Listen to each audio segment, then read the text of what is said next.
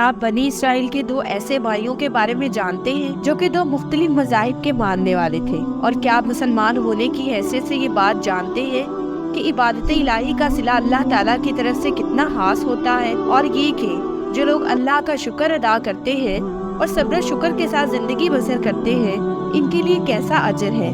بنی اسرائیل میں دو بھائی تھے جن میں ایک مسلمان تھا اور دوسرا کافر۔ دونوں دریا کے شکاری۔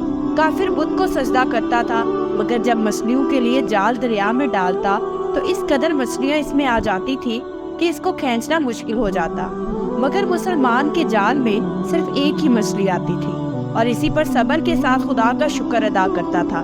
اتفاقاً ایک روز اس مسلمان کی بیوی اپنے مکان کی چھت پر گئی تو اس کی نظر کافر کی بیوی پر پڑی جو زیور اور بہترین لباس سے آراستہ تھی۔ یہ دیکھ کر اس مسلمان کی بیوی کے دل میں وسوسہ پیدا ہوا کہ کاش میں بھی ایسی ہی ہوتی۔ تو کافر کی بیوی بولی، تو اپنے شوہر کو آمادہ کر لے، وہ بھی میرے شوہر کے معبود یعنی بت کی عبادت کیا کرے تاکہ تو بھی میری طرح مالدار ہو سکے۔ یہ سن کر مسلمان بھائی کی بیوی کچھ غمزدہ سی ہو کر نیچے آئی، اور جب اس کا شوہر گھر آیا تو اس نے بیوی کا حال متغیر دیکھ کر دریافت کیا، آخر کیا بات ہے جس سے تو اس قدر غمزدہ معلوم ہوتی ہے؟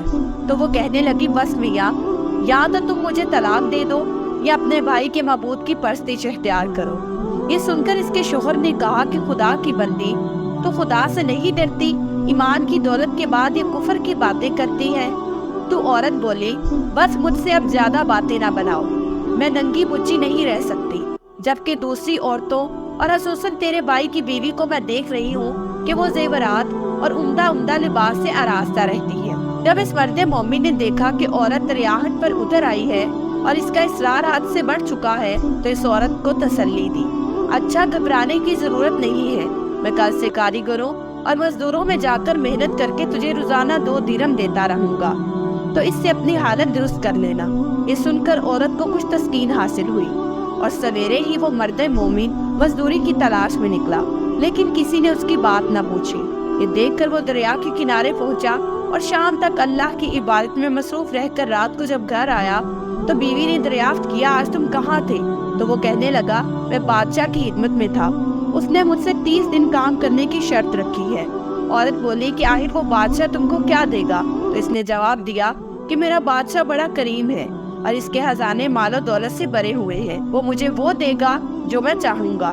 چنانچہ اسی طرح برابر وہ اپنے معبود برحق کی عبادت میں مصروف رہا اور 30ویں رات ہوئی تو بیوی نے کہا، سنو میاں، اگر کل تو نے مجھے مزدوری لا کر نہیں دی تو تم پر مجھے طلاق دینا لازم ہو جائے گا۔ یہ سن کر اس کو کسی قدر پریشانی لاحق ہوئی اور اگلی صبح کو اس نے ایک یہودی سے کہا، کیا تم مجھے مزدوری پر لگا لو گے؟ یہ سن کر یہودی کہنے لگا کہ ہاں، تم کو مزدوری تو مل جائے گی، لیکن شرط یہ ہے کہ میرے پاس تمہارے کھانے پینے کا کوئی انتظام نہ ہوگا۔ چنانچہ وہ مرد مومن روزہ کی نیت کر کے یہودی کے ساتھ ہو لیا اور اللہ تعالیٰ کے حکم سے حضرت جبرائیل علیہ السلام 29 اشرفیہ ایک نورانی طباق میں لے کر اس کی بیوی کے پاس پہنچے اور کہنے لگے، میں بادشاہ کا قاصد ہوں، اسی نے یہ اشرفیہ لے کر مجھ کو تیرے پاس بھیجا ہے اور فرمایا ہے کہ تیرا شوہر ہمارے کام میں تھا، ہم نے اس کو نہ چھوڑا، یہاں تک کہ اسی نے ہم کو چھوڑ دیا اور یہودی کے پاس چلا گیا۔ اگر وہ ہمارا کام کرتا تو ہم اس کو اور زیادہ اجرت دیتے، بس یہ ایک اشرفی کی کمی اس وجہ سے ہوئی ہے۔ چنانچہ وہ عورت ان میں سے ایک اشرفی لے کر بازار گئی جس پر لا الہ الا اللہ وحدہ لا شریک لہ لکھا ہوا تھا۔ صراف نے 1000 درہم اس کی قیمت عورت کے حوالے کر دی، اور جب شام کو وہ مرد مومن گھر واپس آیا تو عورت نے اس سے دریافت کیا، آج تم کہاں تھے؟ اس نے جواب دیا کہ آج میں ایک یہودی کے کام پر گیا ہوا تھا۔ تو بیوی کہنے لگی کہ آخر بادشاہ کی خدمت ترک کر کے تم دوسرے کی خدمت کیوں کرتے ہو؟ پھر اس کو اشرفیوں کا واقعہ سنایا، جس کو سن کر وہ مرد مومن روتے روتے بے ہوش ہو گیا۔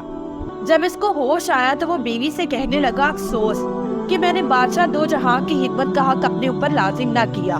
اس کے بعد اس شخص نے عورت کو چھوڑ دیا اور پہاڑوں پر چلا گیا، جہاں خدا کی عبادت میں مصروف رہ کر اس کا انتقال ہو گیا۔ اللہ تعالیٰ اس پر اپنا رحم فرمائے، آمین۔